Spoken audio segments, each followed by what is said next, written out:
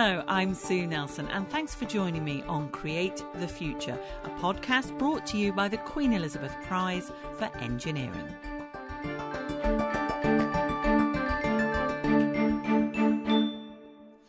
It all began in 2013 when the first prize was awarded to the pioneers of the internet.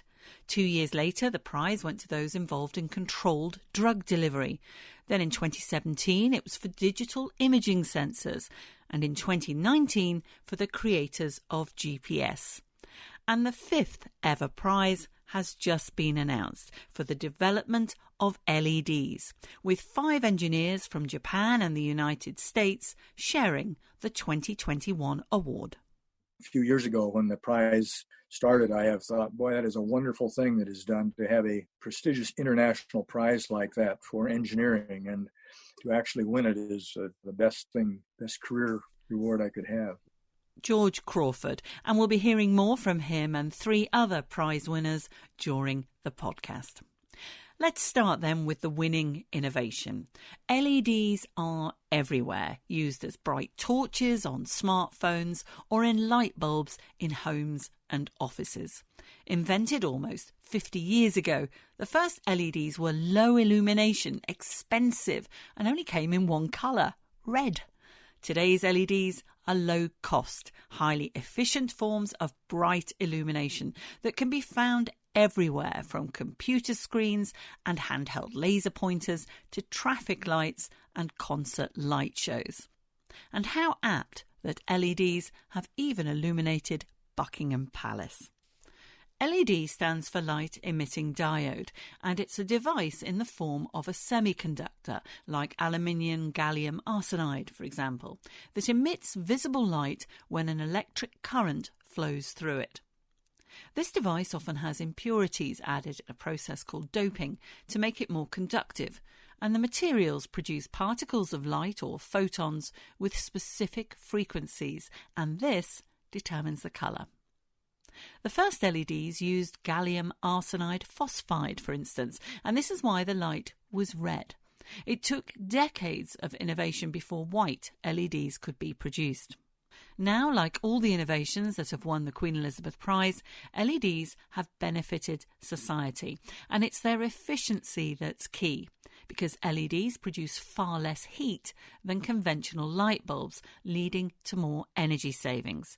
And this is why LEDs are often called lighting's green revolution, because they can play a crucial role in reducing carbon dioxide emissions.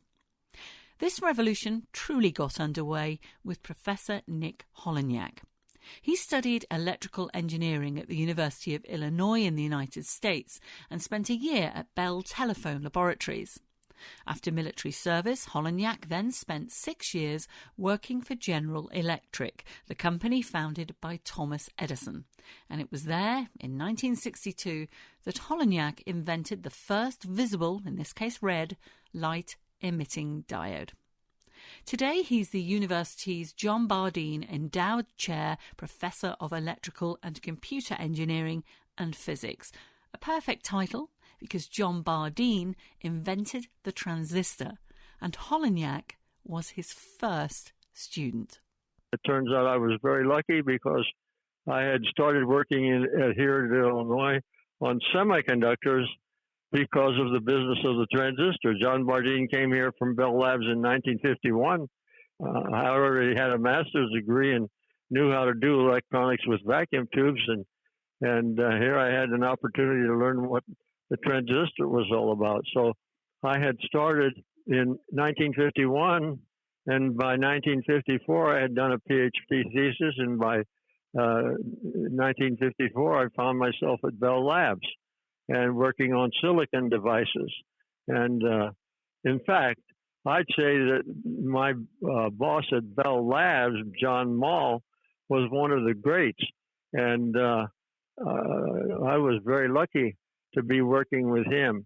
And we did some of the first silicon diffused junction devices with an oxide layer. And all of that wound up in California and was the basis for the name Silicon Valley. And so I know or I knew then because most of those people are dead. Bardeen is dead. The people he worked with, and some of the people that I worked with, almost all of them, because I'm 92, and most of them were older than I. And so a lot of the people that I started with go right back to the very beginning. The transistor was only a year or two old when I was already working in that area. I know you're called the godfather of LEDs, but it does sound like an era of amazing many discovery. Other devices too. Yeah. What a time.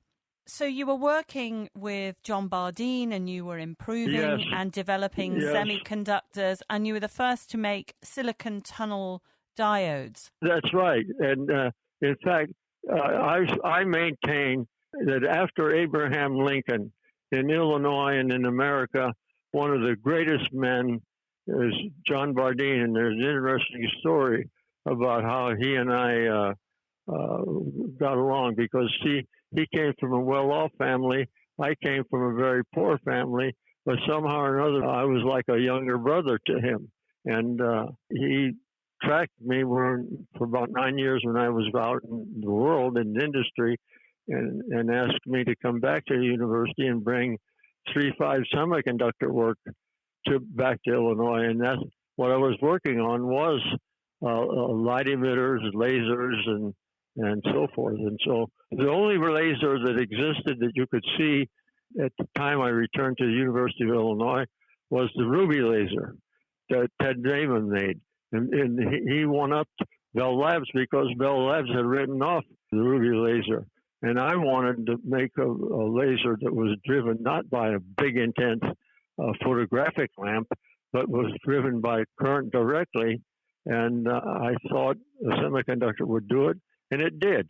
I made my own crystal in gallium arsenide phosphide and made the first red visible spectrum alloy laser, and that got for me and my wife a trip to Japan in 1995 to get the Japan prize.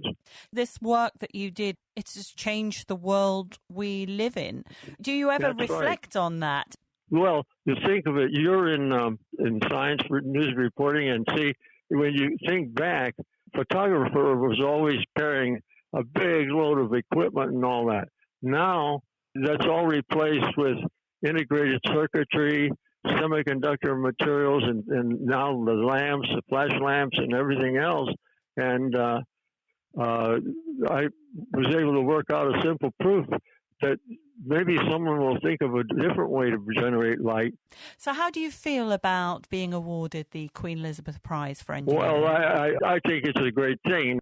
I want to thank all of you, because this is a great honor, and I really appreciate that. I'm just sorry that some of the old-timers are not alive, because they would appreciate this too. The rather wonderful Nick Holonyak. What a career he's had, starting out as a student under the inventor of the transistor. Now, for 10 years, LEDs could only be produced in just that one colour, red, until our next winner managed to produce a brighter red LED and the first yellow LED. And it was by one of Nick Holonyak's former graduate students. Until he retired, Professor George Craford was the Chief Technology Officer of Lumiled's lighting, which made the LEDs that lit up Buckingham Palace in 2006. Craford studied physics at the University of Illinois before joining the Monsanto Chemical Company to lead its LED technology group. After inventing the yellow LED there in 1972, he joined Hewlett-Packard in 1979, where his team pioneered aluminium gallium phosphide LEDs using a process called MOCVD, metal, organic, chemical, vapor deposition. The color of an LED is determined by the semiconductor material that you use for it. And Nick was the one who pioneered using semiconductor alloys. His alloy was between gallium arsenide and gallium phosphide to make gallium arsenide phosphide. And what we did at Monsanto was add nitrogen doping, which is an impurity that we put in the semiconductor to make it, in the case of these materials, it makes it more efficient at shorter wavelengths. Instead of being limited to red, and if you try and make the red go to yellow by just adding more phosphorus to it, the efficiency drops rapidly because of adding this isoelectronic impurity, which had been recently predicted theoretically, enabled us to go to higher percentages of phosphorus and maintain high efficiency. And so we were able to go to yellow. The color is determined by the energy gap of the semiconductor. And by adding more phosphorus, the energy gap increases, but the efficiency without the nitrogen would decrease sharply and not allow light emission of any significance in the yellow. But by adding the nitrogen doping, we were able to achieve high performance yellow as well as red and red orange and other colors. And this was the first time you got this very high brightness as well of light, this yellow and the amber. Yes, it improved the brightness quite a bit. And we over time and over just a few years, we were able to improve the performance of LEDs by about 10 times. And part of the success as well was you and your team pioneering the LEDs that were using this MOCVD, this metal organic chemical vapor deposition, because it allowed you to commercially develop it. When I went from Monsanto to Hewlett-Packard, we started working on the AlInGaP, aluminum indium gallium phosphide materials for LEDs. And that was quite a journey, but we were able to ultimately achieve about 100-fold improvement over the earlier technology that I was talking about. And so this got us into the very high brightness red, orange, and yellow region. And to do that technology development just takes, there's a lot of steps that you go through trying to figure out.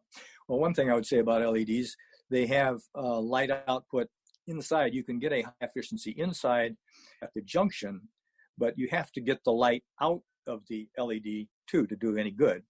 If you just have a cube of semiconductor material with light generated at the junction between the P and N type regions, it tends to rattle around inside this chip. We sometimes say it's like a graveyard for photons in there, a little tombstone, because the photons that you have generated, many of them get absorbed in the chip. And so part of it is to develop ways to extract the light from the chip. We improve that by using semiconductor bonding, a thick piece of gallium phosphide on the bottom that were transparent so we could extract the light from the devices. So it was both a matter of developing the efficient generation of light inside the chip, which was quite difficult. And the structures that you use to do that involve quantum wells and many layers. Today's LEDs have many of them have 100 layers in there. Some of the layers just a few nanometers thick. And so these are complicated structures, and there's unlimited number of combinations you can do to generate the light inside the chip. So you have to combine all these features in order to get good light output. And then, of course, to get to a production device that you can sell on the market, you have to be able to produce these in high volume, and they can't degrade. And that's one of the difficult things about any LED technology is combining those features. You go in the lab and after a lot of work, you make something that is highly efficient, and then you're all excited, and then you put it on a reliability test and it fails in a few days, and that doesn't work at all. So then you're back in the lab, and in fact, the test usually takes longer. So it's difficult because you don't get feedback as to whether your structure is going to be satisfactory or not until you get the reliability data back.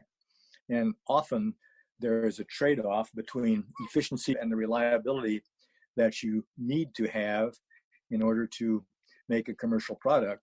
And then that still doesn't count for the issue of uniformity and yield, which in industry, of course, is an important thing.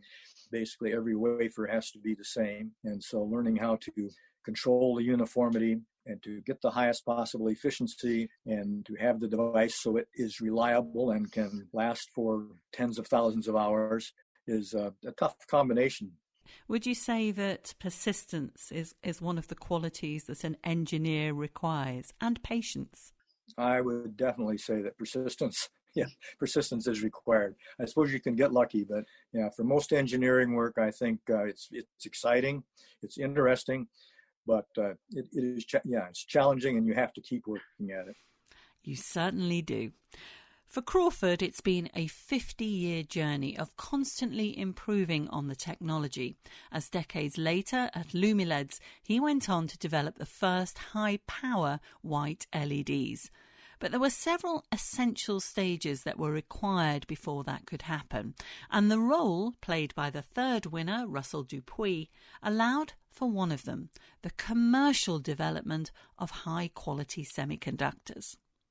Dupuis is a professor at Georgia Institute of Technology, and like Nick Holonyak, is also a University of Illinois graduate in electrical engineering. He was working at Rockwell International when he became the first to develop that MOCVD process, metal organic chemical vapor deposition, and it could be applied to high-quality semiconductors and devices to produce high-performance LEDs. Here's Dupuis explaining the MOCVD process in more detail.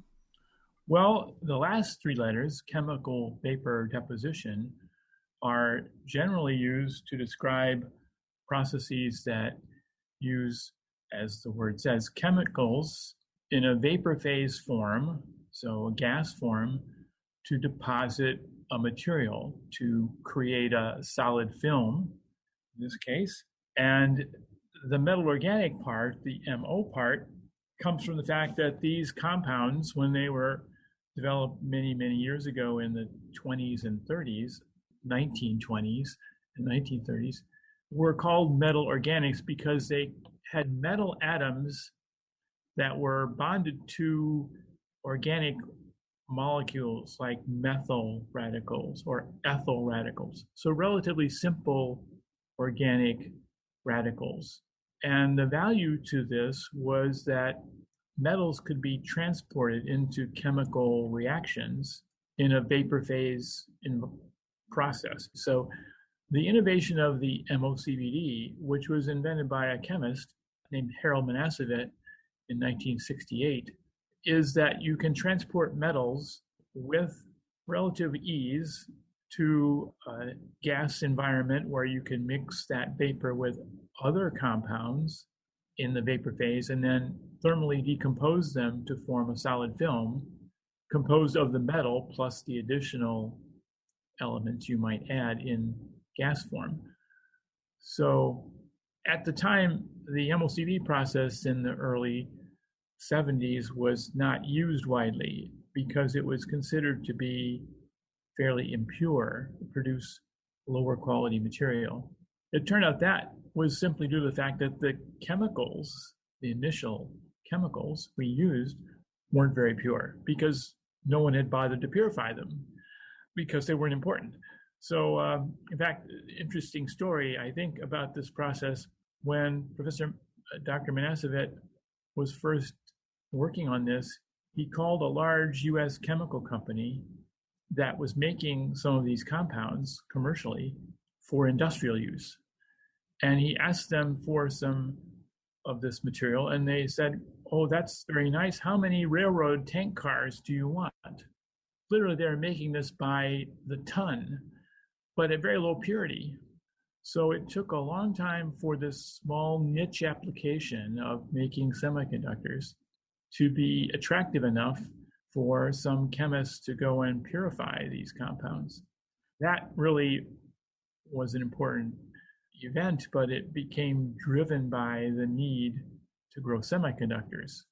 So that once my work was published in 1977 in this field, a lot of people were surprised and then changed their mind about it and started to work on it themselves. So many groups in the UK, in France, in Japan got involved in this work, Germany as well. So eventually people started to develop this, and then the chemicals got purer and our materials got better.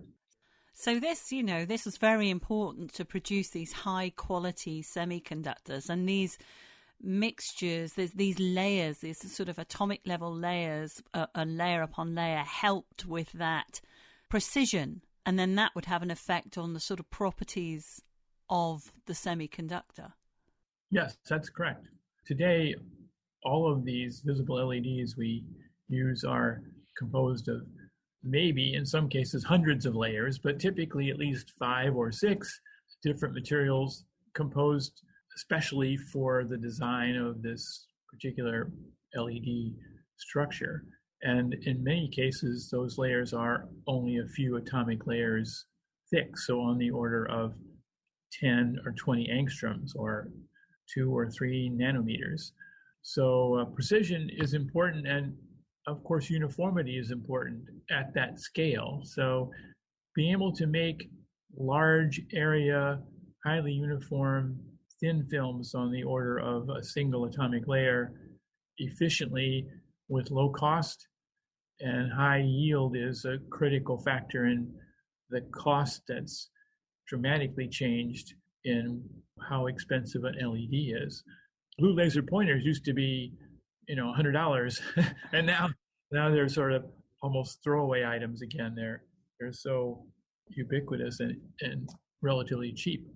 And this is a key thing here, as you say, is that it could be scaled up. I mean, when you're describing it in terms of size and then having that precision on such a large scale, which you need to make everything commercial, it's even now, I mean, considering that was over 40 years ago, I mean, that's incredible that it could be done. And of course, it allowed such enormous change.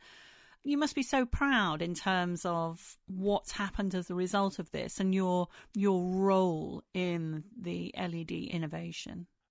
I'm obviously very proud of that, and I have a lot of people to thank. One of the most important in my life, technically, of course, was my PhD advisor, Professor Nick Holonyak, who, as you know, is... Yes, the godfather of LEDs, yes. And literally, I think people have misinterpreted the value of his work over the course of many years, because while Nobel Prizes have been given for the heterostructure, for example, semiconductor heterostructure, and more recently for the blue LED development, none of that would happen without Professor Holniak's work on alloy semiconductors, on compiling 3 elements to make a semiconductor or 4 elements to make a semiconductor in a controlled way to control the electronic properties of the material. And that so-called ternary, quaternary innovation was entirely his. And without that set of innovations, none of these devices would be here today. So his fundamental work actually in the 1960s and early 70s were the critical ones in getting us where we are today. I must admit, I did enjoy talking to him, and he just casually mentioned that he was 92, and it's astonishing because he's, I hope I'm as mentally competent as I am at 92 as when I'm 70, let alone 92. Was he fun to work with? Oh, yes. Nick was very personable, he was one of us, or we were one of his children almost. He was the kind of hands-on professor. Well, he actually would eat his lunch in the laboratory. So occasionally he would actually, get involved in an experiment and physically roll up his sleeves and get some chemicals ready and etch some crystals and then cleave them, and then the students would take over. He would come in every morning at 7 a.m. and wouldn't leave until 4:30 to go home and read the New York Times, read some more journals, start writing papers. Come in the next morning and the paper was written. He was 100% involved, both as a director of what's going on and as a participant. And I think from my personal experience, most of his students became so enamored with him as a person that we think of him as our godfathers, and technical godfather for sure. It sounds like working with Holonyak was one of your many probably career highlights. But what would you say? What is it about engineering that still gives you a thrill? Engineering, as you know, is very much applied fundamental knowledge, both from the physics community and the chemistry community, even mechanical environments that Archimedes and others worked on. But the unique feature, I think, is it's fundamental knowledge applied to practical problems. So engineering advances humanity when it's done properly. When you think about moving from the Stone Age to the Bronze Age to the Steam Age and beyond, a lot of those advances are based on understanding Mother Nature and applying that understanding to a practical problem. And that's what engineers do, whether we're talking about biomedical engineering or chemical engineering or material science or electrical engineering. These are disciplines that are seeking to improve the human condition in most cases. I think there's only, in my view, besides medicine, engineering is the primary field for advancing the human condition. I think for young people, if they have an interest in math and physics and applying those things to those technologies and ideas to better humanity, it's one of the best careers you can use to contribute to humanity. Russell Dupuis. So far, all three winners I've spoken to have been Americans, and all three graduated from the University of Illinois. The other two winners, however, are from Japan, and both shared the Nobel Prize for Physics in 2014 for, and I quote, the invention of efficient blue light-emitting diodes, which has enabled bright and energy-saving white light sources. Electrical engineer Professor Isamu Akasaki, an academic who later founded the Akasaki Institute in 2006, upgraded the MOCVD technology further. And from this innovation, Shuji Nakamura of the Nichia Corporation made the first blue LED in 1979. This is more than 100 times brighter than the Professor Akasaki's developed LEDs. And then in 93, my whole company started the commercialization of high brightness blue LEDs in 93. Also, we developed the first high brightness green LEDs in 95. Also, same time, company started the commercialization. And the important bit here is because we now had blue light LEDs, you could actually make white LEDs, which I don't think most people would think, oh, how did that happen? But this is because the human eye can see a combination of blue and yellow light, which you use the phosphor, and blue and the yellow light made the white light.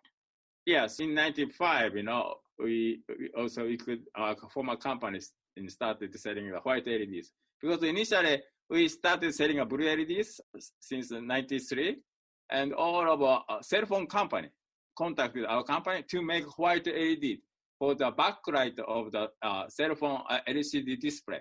I must admit, I think most people, particularly young people today, don't realize that it wasn't that long ago when the only display on a mobile phone was in green light. That is the same as the fluorescent lamp, just a cold cathode luminescence, we said. Yeah, it's terrible, no? It is, you're right. It's hard to imagine that we take all these white LEDs for granted so much. Yeah, so our company also making a phosphor. So we selected yellow phosphor to emit yellow emission. So using blue LED, we excite the yellow phosphor. And we can make a white LED, mixing of yellow and blue, it becomes white in 95. And the rest, as they say, is history. It's a part of our lives. It's something that a younger generation completely take for granted because that's all they've grown up with. Congratulations on being one of the winners of the Queen Elizabeth Prize. It's fascinating to see or hear about the different developments that have led to it. It shows that it's teamwork, it takes time, you build on the work of others and improve it, and that's how engineering works. How are you feeling right now? I know all of you are very eminent and have won various prizes. I mean, you've won the Nobel Prize. How do you feel about getting this award? This award is a teamwork award. So I'm very happy of the other colleagues because Nick Holonyak, developed the first visible LEDs. Also, Russell Dupuis developed the MOCVD because MOCVD is most important to grow epitaxial wafers. We have to use MOCVDs. Also, George Craford, developed the high efficient red and yellow LEDs. When I started the blue LED research in 1989, my dream was to overcome the Hewlett-Packard, George Craford group, That's the reason I always thinking about how to make a white LEDs, not blue LED, So also, my colleague also, Professor Akasaki, So basically, all of the teamwork. So all of the people contributed this, to make a solid-state lighting. So I'm very happy together with other colleagues. Professor Shuji Nakamura. And it's lovely to hear how each of the Queen Elizabeth Prize for Engineering winners is so keen to pay tribute to each other. And the fruits of their innovations continues to expand as researchers are working on increasing the power of LEDs that emit UV light so that they can be used to sterilise the air in rooms, something that would be especially useful during a pandemic. And that's it for our special 2021 Winners Edition of the Queen Elizabeth Prize for Engineering's Create the Future podcast. I hope you've enjoyed it.